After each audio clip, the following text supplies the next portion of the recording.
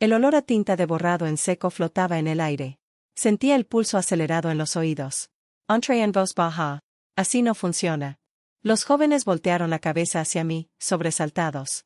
Richard se giró, con una sonrisa burlona, aún con el rotulador en la mano. Tranquila, Clara. Es solo visión.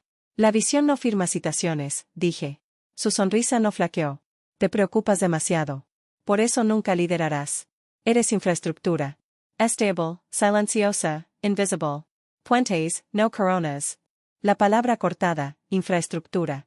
Antes sonaba a respeto. De su boca, era veneno. Me fui sin responder.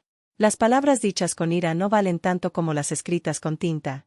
Anoté una cosa en mi cuaderno esa noche, subrayada 2 veces, garantía. Días después, encontré la hoja impresa que había dejado desatendida en la fotocopiadora. Aún persistía el olor a tóner fresco. En la tercera página, en negrita, devolución anual garantizada. Sin condiciones. Sin cláusulas de exención de responsabilidad.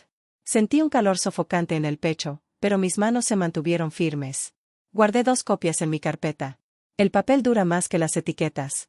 La carpeta se volvió más pesada, no solo en peso, sino en consecuencia.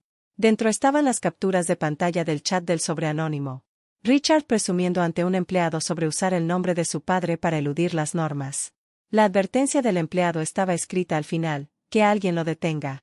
Leí esas palabras una y otra vez, con los bordes del papel clavándose en mis dedos. Detenerlo. Como si esa responsabilidad fuera solo mía. Quizás lo era. Esa semana, Lancaster llamó a Richard. No oí el principio, solo el final, mientras la voz de Richard se filtraba a través de las delgadas paredes de cristal de su oficina. ¿Cómo que te retiras? Estamos en plena fusión. Su voz se quebró al hablar de la fusión. La palabra se quebró bajo su peso. Silencio. Luego, más bajo, desesperado, ella ya no dirige. Eso es historia antigua. Ahora estoy al mando. Historia antigua. Mis labios se curvaron. El papel no envejece. La autoridad no desaparece porque alguien desee que desaparezca. Mi nombre aún vivía en esos archivos, pulcro e innegable. Para entonces, los susurros se convirtieron en murmullos. Los analistas me acorralaron cerca de los ascensores, en voz baja y con los ojos abiertos. Clara, ¿qué pasa? ¿Estamos a salvo? Sonreí con firmeza, aunque se me revolvió el estómago. Hagan su trabajo. Documenten to do. Así se mantiene la seguridad. Por dentro, quería gritar, no, no están a salvo. Ninguno de nosotros lo está. No mientras la arrogancia domine este edificio como una plaga. Pero el miedo es contagioso. En cambio, Lusty calma. De vuelta en mi apartamento, se acurrucó contra mi pierna, ronroneando sin parar. Abrí la carpeta sobre la mesa. Los papeles se desplegaban como soldados en formación. Los registros de chat, la carta de garantía, los documentos que me nombraban director general interino, mi letra en tinta negra, cada nota era una cicatriz de lo que había visto. Me serví una copa de vino y observé la ciudad parpadear a través de mi ventana. Las luces de neón parpadeaban, los coches tocaban la bocina, las sirenas aullaban en la distancia. Al mundo no le importaba si Sterling y Rose sangraban, pero a mí sí. Y así seguí recopilando. No por despecho, sino por supervivencia, por justicia. Porque la arrogancia siempre deja evidencia, y yo había aprendido a recopilarla con sigilo, precisión, implacablemente. Creían que me estaban borrando. Lo que no sabían era que cada borrado era una miga de pan, y yo seguía el rastro. La carpeta vivía en mi bolso como un segundo corazón, latiendo con más fuerza cada semana.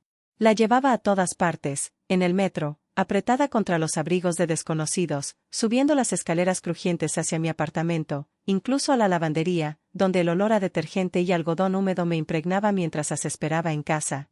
Era más que papel. Era mi aliento contenido en páginas, mi prueba de que no era el fantasma que intentaban convertirme. Cuanto más se pavoneaba Richard, más pruebas caían en mis manos. Un jueves por la noche, pasé por la sala de conferencias B. Se había transformado en un centro de triaje. Los oficiales de cumplimiento estaban encorvados sobre montones de carpetas, los resaltadores brillaban como faros de advertencia, las impresoras escupían organigramas a un ritmo frenético. La sala apestaba a tóner y miedo. Alguien había desplazado cronogramas en una pizarra, flechas cruzándose, nombres encerrados en círculos. Entré. Samuel Pierre se levantó la vista, con el pelo revuelto y la camisa arrugada. Su teléfono vibraba sin parar sobre la mesa. Clara, murmuró con voz débil. ¿Te das cuenta de lo que has hecho? Solo hice, dije con calma, fue enviar un correo electrónico. El resto es cuestión de gravedad. Se pasó una mano por la cara. Ese correo electrónico paralizó la mitad de nuestras operaciones. Todos los tratos que Richard tocó podrían ser inválidos. Los clientes están asustados. Los reguladores están dando vueltas. Todo esto podría venirse abajo. Me incliné más cerca y bajé la voz. ¿Crees que lo derrumbé? No, Samuel. Fueron ellos, cuando construyeron un castillo de naipes sobre la arrogancia. Sus hombros se hundieron. Sussurró, tú no eres el problema. Son ellos. Luego volvió a sus carpetas, como si el papel pudiera protegerlo de la tormenta. Lo dejé allí, con el olor a pánico pegado a mi ropa. La tormenta afuera era más fuerte. Los rumores corrían más rápido que los correos electrónicos. El viernes por la mañana, 3 jóvenes se me acercaron por separado, cada uno con la misma mirada angustiada. Clara, tenemos problemas. Sus voces se quebraron como las de un niño. Les di el único regalo que podía darles, firmeza. Sigan trabajando. Document and to do. Su trabajo es su escudo. Sin embargo, por dentro, sabía que los escudos solo resisten si alguien en la cima los respeta. Y Richard solo respetaba los aplausos. Esa tarde, mi teléfono vibró. Un avance de correo electrónico de Sophia Anand, directora financiera de un cliente de una oficina familiar que había incorporado hacía una década. Hemos detectado firmas contradictorias en comunicaciones recientes. Hasta que se aclaren, suspendemos nuevas instrucciones. Por favor, indiquen quién tiene la autoridad. Me quedé mirando sus palabras. Firmas contradictorias. Mi nombre en los archivos. El de Richard en los correos electrónicos. Autoridad desgarrada como una cuerda que se deshilacha bajo demasiada tensión. No respondí de inmediato. En cambio, imprimí el correo electrónico y lo guardé en la carpeta. Otra página en el arsenal. Esa noche, la ciudad se apretaba contra las ventanas de mi apartamento. Manoseaba la carpeta, enroscándose alrededor de ella como si la protegiera. Serví vino, del barato, y su acidez me atravesó la garganta. La carpeta estaba abierta, un coro de pruebas. Cada página susurraba, no borrada, no olvidada, no desaparecida. Entonces llegó el mensaje que no esperaba. Un mensaje, sin número, solo palabras, ¿estás contento? Adjunto había una captura de pantalla de la selfie de Richard con la corona asegurada, ahora borrada. Mis dedos se cernieron sobre la pantalla. Le respondí, cuidado con los subtítulos. El papel dura más. Puse el teléfono boca abajo, con el corazón latiéndome con fuerza. Era la confirmación. Alguien más dentro quería que luchara. Tal vez Harold. Tal vez otro disidente silencioso. Quienquiera que fuera, había visto lo suficiente para saber dónde se estaban agrandando las grietas. El sábado por la mañana, volví a casa de Ali. Harold Benton estaba allí, con la corbata suelta y un bourbon en la mano. Se acercó, con los ojos inyectados en sangre. Grayson está haciendo una pausa, susurró. No confían en la dirección. Víctor está en apuros. Si esta fusión fracasa, alguien va a quemar. Que no seas tú. Di un sorbo a mi agua con gas, el burbujeo era intenso contra mi lengua. No lo será, dije. Su risa fue amarga. Parece seguro. Tengo motivos para estarlo. Mi mano rozó la carpeta en mi bolso. Para el lunes, la torre misma vibraba como una colmena a la que se le hubiera dado un empujón demasiado fuerte. Los socios cerraban las puertas con llave cuando Richard pasaba. Los asistentes tecleaban cabizbajos. La cafetería, que antes era su escenario, se convirtió en un vacío de silencio. Incluso los aplausos tienen límites cuando el edificio huele a humo. Eso. A la mañana siguiente, encontré a Richard en el vestíbulo, rodeado de becarios. Firmaba informes satinados como si fueran autógrafos, repartiéndolos como si los clientes quedaran deslumbrados con su firma. El legado es un peso muerto, les dijo. Su mirada se posó en mí. La infraestructura sostiene puentes, no imperios. Los becarios rieron, frágiles y tensos. Mi rostro permaneció inmóvil. El silencio tiene dientes más afilados que la burla. Días después, Lancaster llamó directamente a Richard. Escuché el final, la voz tensa de Richard, con el rostro enrojecido. No puedes retirarte así como así, Henry. Estamos en plena fusión. Su tono se quebró al pronunciar la palabra, fusión. Colgó de golpe, murmurando, ella ya no dirige. Eso es historia antigua. Pero el papel no es antiguo. El papel está en presente, y mi nombre seguía ahí.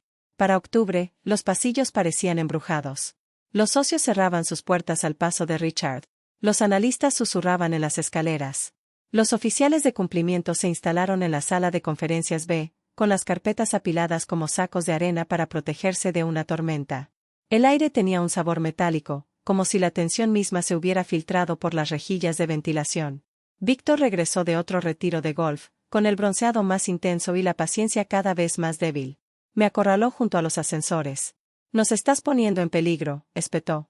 Este papeleo al que te aferras, tecnicismos, tu interino, nada más. Entonces enséñame la revocación, dije. Mi voz sonaba tranquila, serena. Enséñame el expediente donde lo removieron. Apretó la mandíbula. El silencio se hizo más denso entre nosotros. No tenía nada. Esa noche en casa, asaltó a la mesa, ronroneando contra la carpeta que había dejado junto a mi copa de vino. La abrí. Las páginas susurraban como secretos en una catedral. La foto de mi madre estaba apoyada contra la lámpara, con la sonrisa congelada en medio de una carcajada. Pensé en lo que me diría: no quemes puentes, Clara, pero tampoco dejes que te entierren bajo uno. Cerré la carpeta, la deslicé de nuevo dentro del sobre y susurré a la habitación vacía: todavía no, pero pronto. Porque cuanto más me borraban, más agudo me volvía. Cada pitido rojo de mi placa, cada invitación perdida, cada risa ante los hashtags de Richard, cada uno era un clavo. Creían que estaban construyendo mi ataúd. No vieron el andamio alzándose bajo sus pies. No sabía el día exacto en que todo se rompería, pero lo presentía. El zumbido bajo el suelo, la tensión en las vigas. La torre misma gemía. Y cuando la grieta finalmente se abriera, el silencio sería mío. La primera grieta real se manifestó en algo tan pequeño que podría haber sido ignorado: un correo electrónico, o mejor dicho, la ausencia de uno. Durante 15 años, mi bandeja de entrada había sido un torrente de invitaciones, actualizaciones y memorandos con el sello de urgente. Vivía según esos horarios.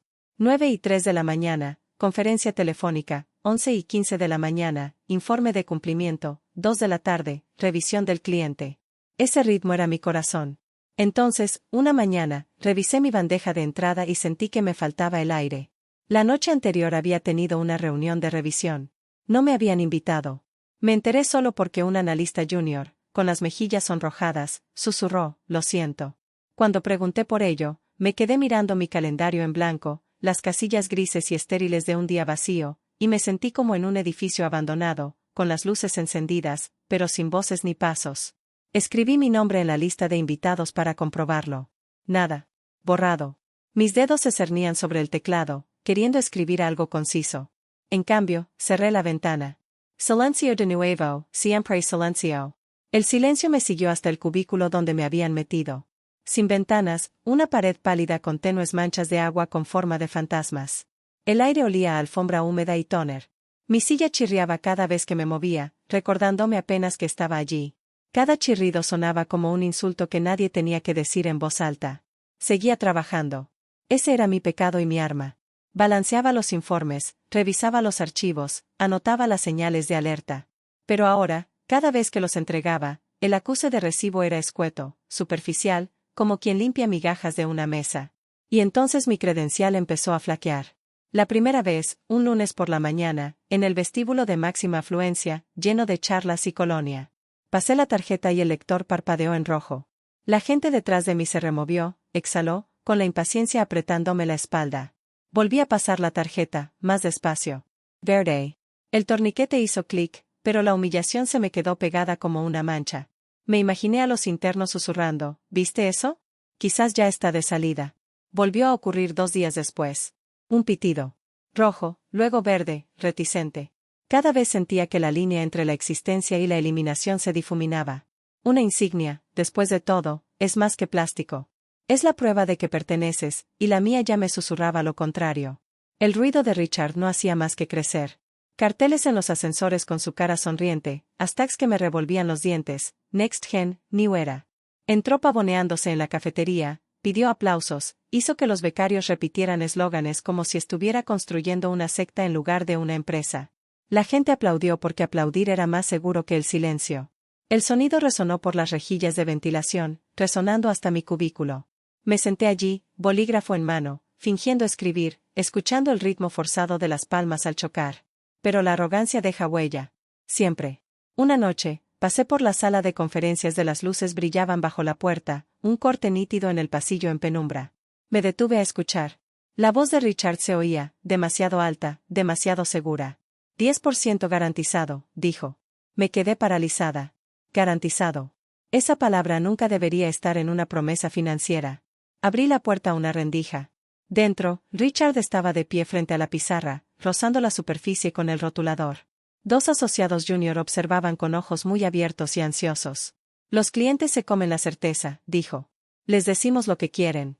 Los detalles, los arreglamos después. Esa primavera, me dijeron que necesitaban mi oficina para una expansión del proyecto. Recibí un correo electrónico cortés de instalaciones, sin firmar.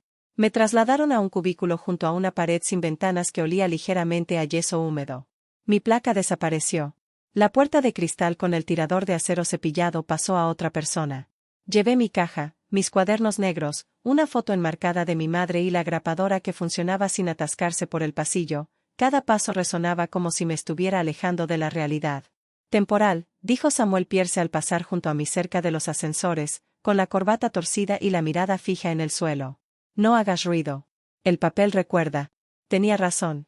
Aún ostentaba la designación de interino en los archivos, pero en el suelo, las apariencias decían la verdad. Las apariencias susurraban que Richard estaba al mando. Una noche, bien pasadas las 10, lo encontré en la sala de conferencias con dos asociados junior. La chaqueta colgaba sobre una silla, las mangas arremangadas y el pelo despeinado, como suelen cobrar los estilistas. Garabateaba números en una pizarra, prometiendo rentabilidades inexistentes. Podemos asegurar un 10% garantizado, dijo, subrayando la palabra garantizado. Los clientes se comen la certeza, dijo a la sala. No les importa la mecánica. Entré en silencio, mientras las luces del techo zumbaban débilmente. Así no funciona, dije. Los jóvenes se quedaron paralizados. Richard se giró, rotulador en mano, con una sonrisa perezosa. Clara, relegate. Es solo una visión. Una garantía no es una visión, dije. Es una responsabilidad. ¿Quieres que tu nombre aparezca en la citación? Tapó el rotulador con un chasquido. ¿Ves? Por eso nunca liderarás. Demasiado cauteloso. Demasiado infraestructural. La palabra, que antes era un cumplido ambiguo de Víctor, sonó venenosa viniendo de Richard. Me fui sin discutir, pero lo recordé. Lo escribí en mi cuaderno, el olor a tinta de borrado en seco aún me impregnaba los dedos. Semanas después, un sobre se deslizó bajo la pared de mi cubículo. Sin remitente. Dentro, impresiones de un hilo de chat. Richard presumiendo ante un empleado, alardeando de lo fácil que era firmar con el nombre de papá para evitar retrasos en el cumplimiento. Sus palabras, arrogantes, escritas en burbujas azules, con fecha y hora. Al final, el empleado había añadido, alguien debería detenerlo antes de que nos arruine a todos. Miré las páginas hasta que se me nubló la vista. Anónimas, sí, pero auténticas. Los metí en mi carpeta del seguro, el sobre Manila que se engrosaba mes. La carpeta era más que papel. Era un pulso. En ella se guardaban copias de expedientes, fotos de las promesas imprudentes de Richard, notas de conversaciones escuchadas cerca de los ascensores de cristal. No las reuní con malicia. Las reuní con precisión. Porque la supervivencia en lugares como Sterling Row no se trata de quien habla más alto. Se trata de quien puede probar lo que pasó cuando se acallen los gritos.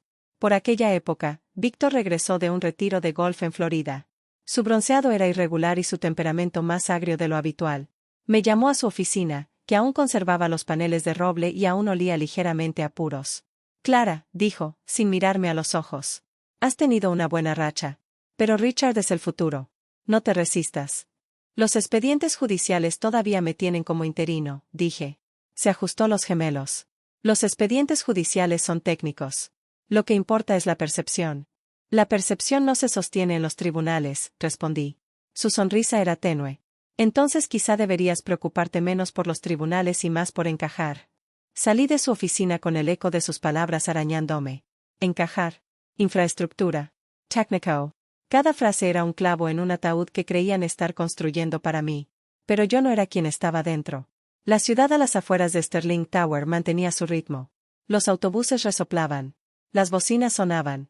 La lluvia resbalaba sobre el pavimento, las luces de neón goteaban rojas y doradas sobre los charcos. Caminé a casa con el cuello del abrigo subido, la carpeta bien apretada en el bolso y una promesa apretándome el pecho. Aún no sabía cómo se ensancharían las grietas, pero sí sabía esto. Cada acto de arrogancia de Richard era como labrar su propia lápida, y yo sería quien sostuviera el papel que lo demostrara. El verano dio paso al otoño, y con él, la propia torre pareció cambiar. El cristal captaba menos sol, las sombras se alargaban en el vestíbulo y los susurros se aferraban al mármol como humo. Fue entonces cuando empecé a notar las más mínimas grietas. Las invitaciones a mi calendario dejaron de llegar por completo. Las reuniones que había organizado durante años, las revisiones regulatorias, las auditorías de cumplimiento, se llevaron a cabo sin mí. Cuando confronté a la asistente al respecto, parpadeó como una niña sorprendida escondiendo caramelos. Lo siento, Clara. Creí que Richard dijo. Su voz se apagó en una disculpa que no significó nada. Incluso mi credencial empezó a resistirse. Un lunes por la mañana, pasé por la puerta de seguridad. La luz parpadeó en rojo. Pasé otra vez, más despacio, y parpadeó en verde. Detrás de mí, los internos se removían incómodos, observándome como si ya me estuviera desvaneciendo. El sonido, bip, pausa, bip, se me alojó en el pecho como un latido descompensado. Esa semana, Richard lanzó su supuesta serie sobre liderazgo. Aparecieron carteles brillantes en los ascensores, con su rostro, la mandíbula enfocada por la cámara de un estilista, y el eslogan debajo, próxima generación, próxima corona. El personal se reía en los rincones, pero nadie los derribaba. Cuando habló en la cafetería, con la voz resonando en las baldosas, la gente asintió, no porque creyeran, sino porque el silencio podía costarles el trabajo. Me senté en mi cubículo, con el olor a yeso húmedo pegado a mi ropa, y escuché el eco de los aplausos forzados por las rejillas de ventilación.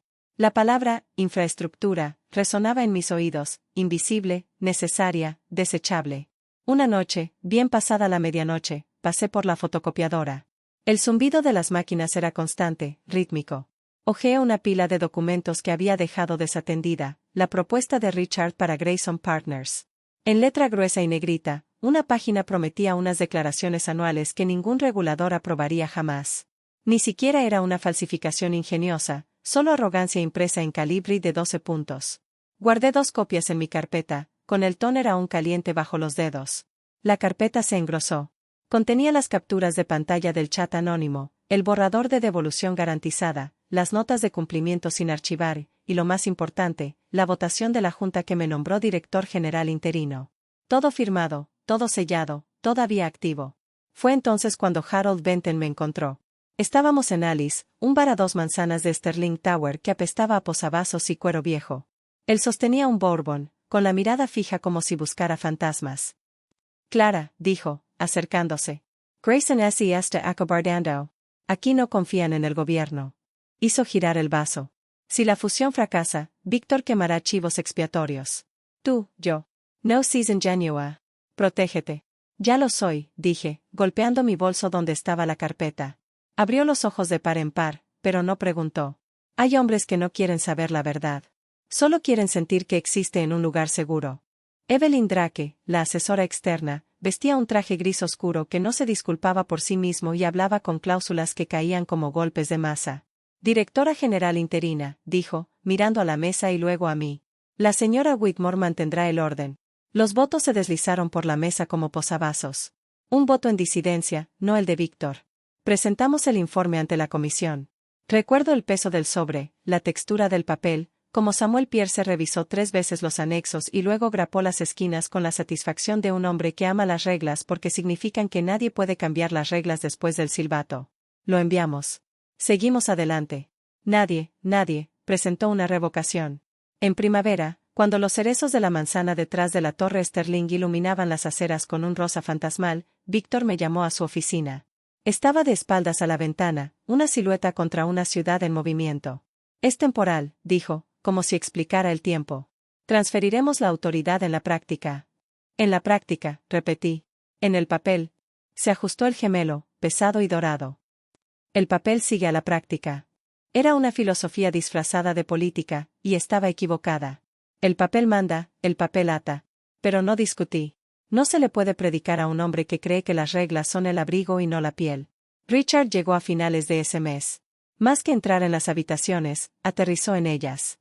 Sus chaquetas eran un poco demasiado llamativas, con un corte justo, lo suficientemente elegante como para indicar que tenía estilista. En la cafetería, se reía a carcajadas de cosas que a nadie más le hacían gracia, con un ladrido entrecortado que decía, pertenezco aquí y te lo demostraré acallándote.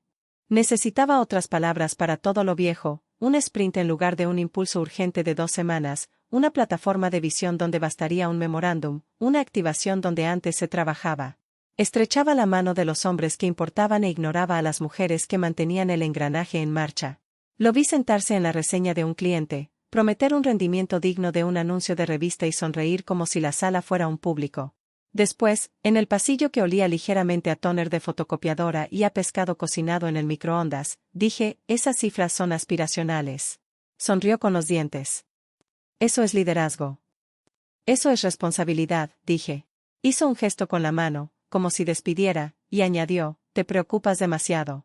Preocupación es como la gente llama a la habilidad que los salvó, pero que les incomoda presenciar. Los pequeños detalles empezaron a cambiar la forma en que se inclinaban las imágenes, un clavo a la vez. Empecé a recibir invitaciones del calendario que llegaban después de terminar la reunión. Mi nombre desapareció de la línea CC y terminó en la zanja CCO, donde se coloca a las personas que finges incluir. El boletín interno incluía una foto del equipo de analistas que formé, con sonrisas blancas y brazos cruzados, y el pie de foto agradecía a la próxima generación de líderes. No así mencionaba a su mentor. Un socio bromeó en el ascensor, cuidado, Clara. Los niños vienen a por nosotros. Y otro socio se rió como se ríen los hombres cuando quieren decirlo en serio y no hacerlo al mismo tiempo. Seguí trabajando. Coloreé las pestañas de mi carpeta. Pedí una segunda libreta negra cuando la primera se llenó con una letra nítida y pulcra. Anoté fechas, horas, pequeñas inconsistencias que me picaban en los ojos.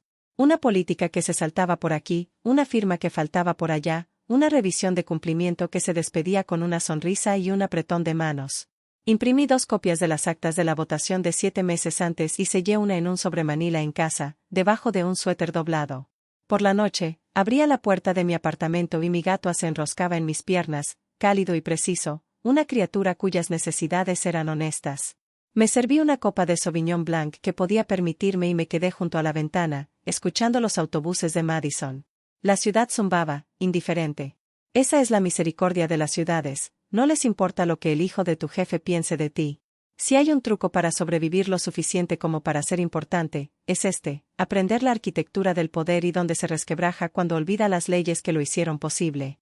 Víctor creía que la práctica era lo primero porque había construido una empresa con carisma, comida y tratos cerrados en campos de golf donde la hierba nunca le manchaba los zapatos. Richard creía que los pies de foto podían coronarlo porque los pies de foto habían coronado a hombres inferiores en salas inferiores. Yo creía en el papel, los archivos, el sello, el aburrido y hermoso tic-tac de un reloj al que no le importa quién eres, solo lo que firmas. No lo sabía entonces, no del todo, pero cada pequeño gesto de olvido haría que el final fuera más limpio, las invitaciones tardías, el título suavizado, el silencio al hablar. Estaba aprendiendo de nuevo a convertir la subestimación en ventaja, adorar la humillación hasta convertirla en una armadura. Hay habitaciones a las que solo se entra siendo ignorado el tiempo suficiente para aprenderse el plano. La cafetería siempre había sido ruidosa, pero cuando Richard llegó, se convirtió en un escenario. Se sentó en el centro, bajo la claraboya, como un hombre convencido de que el sol mismo había accedido a iluminarlo. Lanzó palabras de moda, activación, nueva generación, pivote, mapeo de sinergias, como si las sílabas pudieran firmar contratos. Los analistas, ávidos de aprobación, se rieron en los momentos menos oportunos. Me senté en la mesa de la esquina, con la lonchera frente a mí, de espaldas a los contenedores de reciclaje. Desde allí, observé cómo la gente se inclinaba hacia el ruido, cómo la atención se inclinaba hacia la realidad. Una tarde, me pidió una presentación visual para un viejo cliente que no necesitaba visiones, solo números que cuadraran. Encontré a Mateo, el mismo chico nervioso que hacía clic en los bolígrafos demasiado rápido, sentado pálido en su cubículo. «La quiere mañana», susurró Mateo. Su escritorio era un nido de diapositivas a medio terminar, con fuentes que desentonaban, imágenes sacadas de páginas web de archivo que aún tenían marcas de agua. «Tranquilo», le dije. Acerqué mi silla y sentí el zumbido del suelo radiante bajo mis pies. Quitamos lo superfluo, reconstruimos la presentación con los datos financieros y dejamos la visión en una sola página al final, enmarcada con cuidado para que no se interpretara como una promesa. «La hojeará», dije. «Los clientes no». Richard lo leyó por encima. «El cliente no». Lancaster me llamó la semana siguiente para agradecerme la claridad. Nunca mencionó la presentación de Richard. Pero con cada rescate, la voz de Richard se hacía más fuerte. Presumía en los pasillos de innovaciones que eran mis correcciones. Etiquetaba cada charla motivadora en la cafetería como liderazgo de nueva generación. Sus seguidores le dieron me gusta, lo reenviaron y lo vitorearon. Dentro de la Torre Sterling, el silencio sustituyó a los aplausos. Me llamo Clara Whitmore. Tengo 38 años y el día en que toda mi carrera quedó reducida a un chiste fue la mañana en que entré en la sala de juntas y encontré a Richard Rowe en mi silla. Su chaqueta colgaba abierta, las piernas estiradas y el teléfono en alto. Un destello, una sonrisa burlona y un mensaje escrito en la pantalla, corona asegurada. La sala emitió una risita nerviosa, de esas que se sueltan cuando tienen demasiado miedo de corregir al hijo del jefe. Ni siquiera Víctor, el hombre que una vez me llamó la columna vertebral de esta empresa, dijo nada. 15 años de lealtad, de noches bajo fluorescentes haciendo cuentas hasta que me ardían los ojos, y de repente era un simple accesorio en la actuación de otro. Mi nombre ya no figuraba en los informes. Mi credencial sonaba más despacio cada mañana. Y ahora la misma silla que me había ganado era utilizada como un fotomatón. No me inmuté. No me enfurecí. Sonreí, fría y silenciosa. Porque lo que Richard no sabía era que el papel dura más que los hashtags. Lo que Richard nunca imaginó fue que 7 meses antes, en medio del caos de un escándalo, la Junta me había votado como director general interino. Los documentos eran reales, firmados, sellados y jamás revocados. Sobre el papel, yo seguía teniendo más peso que las promesas de su padre. La única pregunta era cuándo lo usaría. No empecé en Sterling and Rowe con vistas. Mi primer escritorio estaba debajo de una rejilla de ventilación que respiraba aire frío todo el año, vibrando como un pulmón cansado sobre mi cabeza. La alfombra era gris comercial, de esas que ocultan manchas de café y pisadas. Aprendí a guardar un suéter en el respaldo de la silla y un par de zapatos planos de repuesto en el cajón de abajo. Por la noche, cuando el suelo se quedaba en silencio y la ciudad zumbaba a través de las ventanas, las luces fluorescentes zumbaban de vuelta, 2 notas desafinadas. Ahí fue donde aprendí a desaparecer en el trabajo y a hacer que los números cantaran. Mi primer invierno de conciliación de fondos se torció la semana antes de Navidad. El subalterno del archivo, nervioso, con las mejillas sonrojadas, había intercambiado 2 cuentas de custodia en una hoja de cálculo que nadie más revisó. Lo encontré a la 1:17 de la mañana, el tipo de descubrimiento que se siente como un moretón que florece bajo la piel. Me puse de pie, fui a la despensa a buscar galletas de animalitos rancias y volví con una taza de café con sabor a ayer. Los números se desenredaron lentamente, como nudos en una cadena fina. Al amanecer, había clasificado el error, reconstruido el libro de trabajo y redactado un correo electrónico que reconocía la corrección sin avergonzarme. Cuando pulsé enviar, el cielo sobre el East River era una acuarela de hierro y rosa. Víctor Rowe pasó por mi escritorio esa tarde. No se sentó. Rara vez lo hacía. Apoyó 2 dedos en la pared del cubículo y me examinó la cara como si leyera un teletipo. ¿Quién se quedó anoche?, preguntó. Yo, dije. Asintió una vez. Infraestructura, dijo, como si nombrara una especie. Necesitamos más. Lo decía como un elogio. Eso es lo que pasa con la palabra, la gente la usa para elogiar las cosas que nunca ven, pero de las que dependen de todos modos. Tuberías, varillas, las vigas dentro de las paredes. Se me clavó como un clavo limpio, útil, necesario, invisible. Aquellos primeros años fueron de cortes de papel, huellas dactilares y café quemado. Aprendí la cadencia de los informes de la SEC como otros aprenden los himnos. La fotocopiadora cerca del departamento de cumplimiento tosía cuando estaba cansada. La vieja grapadora de la conferencia 6 necesitaba un golpe con la palma de la mano para que se comportara. Construí mi reputación con un rescate discreto a la vez, un correo electrónico enviado antes de que empezara un incendio, una llamada realizada antes de que la paciencia de un cliente flaqueara, una hoja de cálculo que se volvió inquebrantable porque trataba cada fórmula como si fuera un cable de alta tensión. Llegué tarde a casa y caminé hacia el este, hacia una charcutería que permanecía abierta después de la medianoche. El dueño, un hombre de mirada cálida y un periódico siempre bajo el brazo, aprendió mi nombre y cómo tomaba la sopa. ¿Saladas?, preguntaba, y yo asentía. Algunas noches, la única persona que decía mi nombre en voz alta era un hombre que me vendía caldo. Cuando por fin conseguí una puerta, era de cristal. El tirador era de acero cepillado y siempre estaba más frío de lo debido. Pegué una foto impresa dentro de mi aparador, lo único personal que dejaba ver en la oficina, mi madre riendo en la playa con una cazadora, el pelo suelto por el océano. Murió antes de que me uniera a Sterling and Rowe, una enfermedad silenciosa que me dejó con un montón de facturas médicas y la sensación de que el dolor es solo amor sin salida. No hablaba de ella en el trabajo. No hablaba mucho de ello. El silencio, aprendí, es una herramienta tan afilada como cualquier cuchilla si la sostienes bien. El primer analista al que asesoré fue un chico llamado Mateo, que ocultaba sus nervios tras bromas. Se quedaba en mi puerta a las 9:30 con un bloc de notas y un bolígrafo que tecleaba demasiado rápido. Enséñame el truco, decía. No hay ninguno, le dije. Es solo disciplina. Le enseñé a leer el lenguaje contractual en voz alta porque la boca se traba con lo que se pasa por alto. Le enseñé a plantear escenarios hipotéticos por reflejo, a dejar un registro de auditoría que casi cualquiera pudiera seguir, a escribir correos electrónicos como los abogados redactan declaraciones juradas. Si te avergonzarías de verlo ampliado en la pantalla de un tribunal, no lo envíes. Años después, cuando el suelo empezó a inclinarse bajo nuestros pies, escribía, te cubro las espaldas, en un mensaje de Slack, y yo pensaba, funciona en ambos sentidos. Conocí a Henry Lancaster almorzando en un asador que olía a mantequilla y cuentas de gastos. Era un hombre adinerado, de esos que todavía usaban pluma estilográfica y llamaban hijo a los jóvenes camareros. Me vio trinchar el salmón con cortes limpios, como de maestro de escuela, y dijo, ¿me recuerdas a mi contable del 84? Una mujer se aseguraba de que todo nuestro negocio fuera honesto.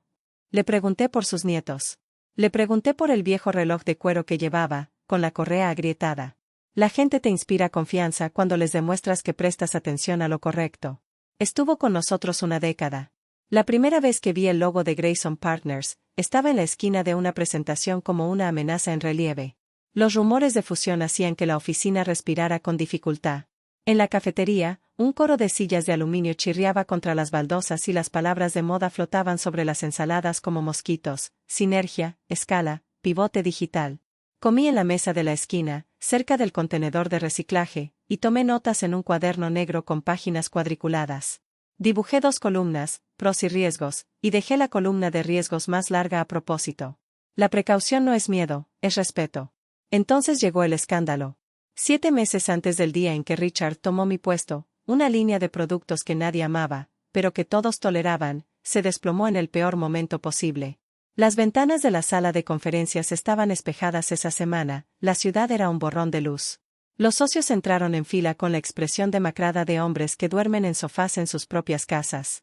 Vi pasar las notas, el código de hombres silenciosos que jamás escribirían algo que no estuvieran listos para que se les exigiera. La solución no era elegante, pero sí adulta: estabilizar, detener la hemorragia, poner a alguien sensato al mando hasta que el mercado se calmara.